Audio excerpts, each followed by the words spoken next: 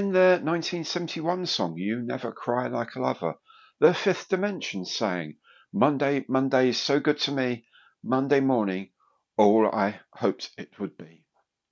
Presumably they're hoping Monday Matters will appear because that's what I do every Monday. Monday Matters right here on Gary Stuff.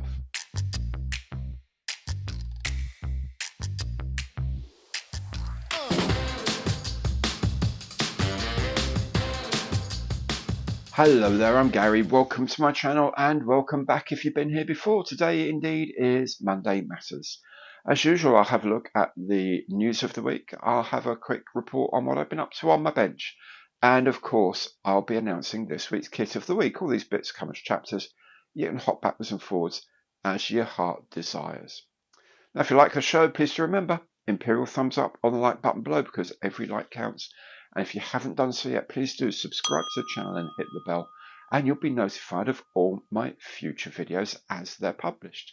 And of course, if you'd like to offer a bit more concrete support, you can do that through Super Thanks by becoming a channel member or indeed by using any of my online partner programs. Now, a couple of quick shout outs before we get to the news. First of all, last Monday I went down to Model Works in New Haven. I've spoken about them before. Thought I ought to go down and check it out for myself. What a nice shop. It's a smallish store at the moment. I know Marcus plans to basically double the floor space, but there's a lot packed in there, a lot of things packed in there to have a look at.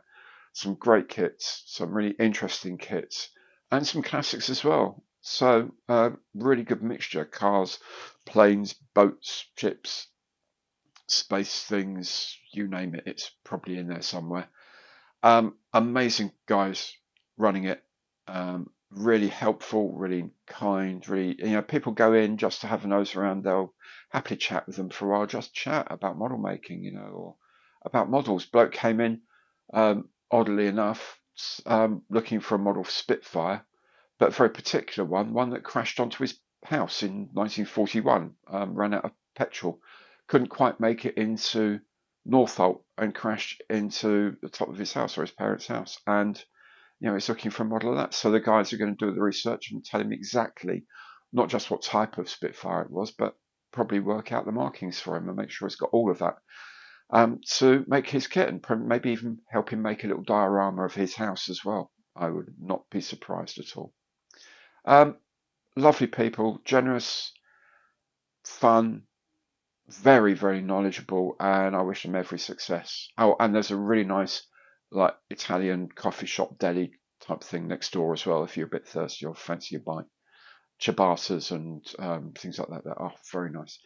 Anyway, if you're down in the South Coast area, anywhere sort of Eastbourne, Brighton, that sort of general location, Sussex, do make an effort and pop into New Haven and to Model Works. I think you'll be very, very glad that you did. The other shout out briefly is to the organisers of the Ealing Beer Festival. I spent a very lovely Saturday night at the festival, a lot of fun. If you're anywhere in the West London area, come next July, middle of next July, do check it out and maybe plan to go in because it's well worth going to. Really lots and lots of beers, good bands, tons of food to eat, loads, really good fun. And you might even bump into me there next year. So let's get on then with the news of the week.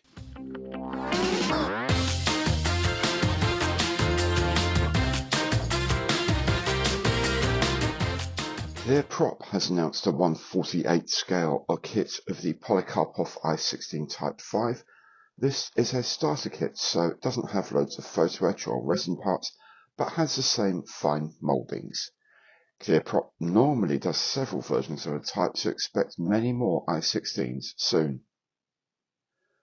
Ethics has re-released its very fine Sea Fury in 1/48 scale. Well, very fine apart from the fit of the engine cowling, which is too small, but I'll let them off because of the box art of this Australian section in their pomp.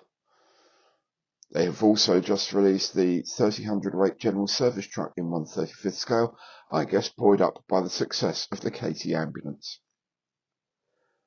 Back in the air, and specialist designer Robert Blaschke is offering this 1/72 scale kit of the Aero A30 Cos or Blackbird.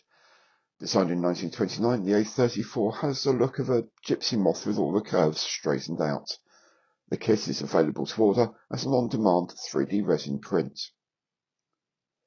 Also in resin is this 1/32 scale kit of the Kawasaki Ki-32 Mary light bomber. This served extensively in the Sino-Japanese War from 1937, and over 850 were built, serving in the front line until 1942. If you're building the Gaahleri 1/48 scale F-35B Lightning, you might be interested in this 3D printed undercarriage set from 3D Shoot Expert. It even comes with moulded neoprene tyres. In armour, Takom has this new twin set of the M60 tank in 1/72 scale. The box contains a kit of the M60A1 with reactive armour and the M60A3. RP Models has created a set of a Gator support vehicle with 2 US Special Forces operatives and their dog. This comes in either 1/16 or 1/24 scales. Cibor Monstrous Miniatures has 2 sets of a Polish 1918 Peugeot with crews, one with the 37mm anti-tank gun and the other with a Hotchkiss machine gun. Both sets are in 1/72 scale. Polar Lights has re-released this kit of the Klingon Kronos 1 spaceship in what they say is 1/350 scale. Now, I don't know about that, but I do know there's also a photo etch set and a complete set of lights available as well to satisfy your inner Trekkie. And finally, title of the week goes to CMK for this Africa Corps soldier prodding an unwilling camel. He doesn't seem to be doing much prodding, but the camel certainly appears unwilling.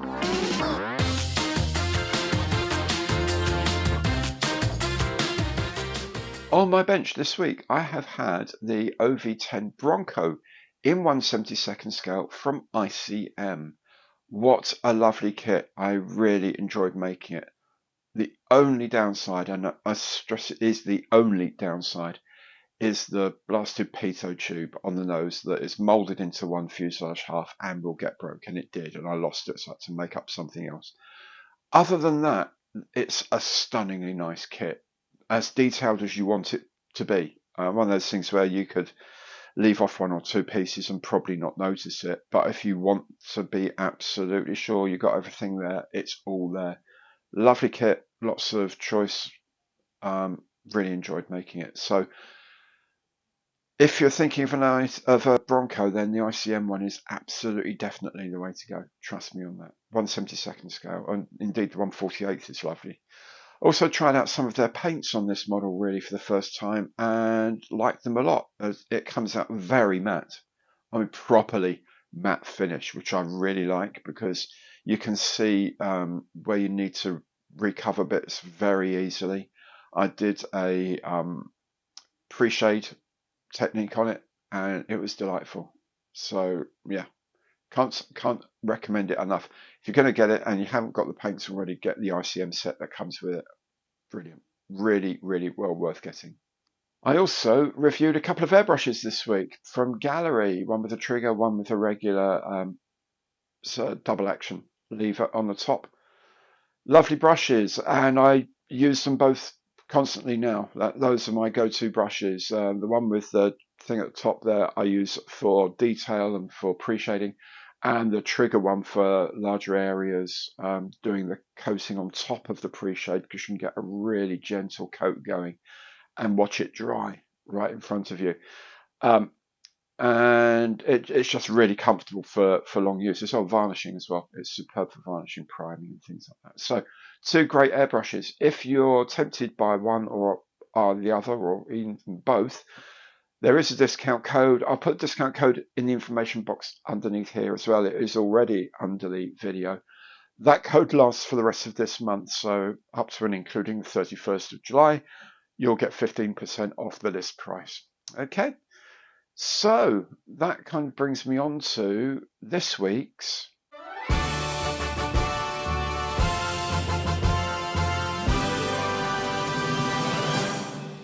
kit of the week, which is the Kyushu J7W Shinden in 1/48 scale from Hasegawa. Now this is an astonishing aeroplane, canard fighter with an engine at the back with a 6-bladed propeller. Only a couple of them were made before the war ended, but they're really wacky looking plane, but I probably think it probably flew very, very well. Anyway, the kit looks lovely. It was donated by Dane Stewart. So Dane, thank you very much. I finally got around to making it, my friend, and I've enjoyed it. So as usual, there'll be a box opening video. There will be a video putting the plane into some sort of context, a bit of its history, some archive material, and also looking at other kits of the Shinden, what else is available around the modelling world. And then, of course, there's going to be the build video. How are you going to make sure you see these? Well, you're going to subscribe to the channel, hit that bell, then you'll be notified every time I publish a video. And of course, anything you see on my channel you like, please give it the imperial thumbs up on the like button below, because every like counts. Thank you so very much for watching the show this week. Hope to see you again very soon. Take very good care of yourselves, and goodbye.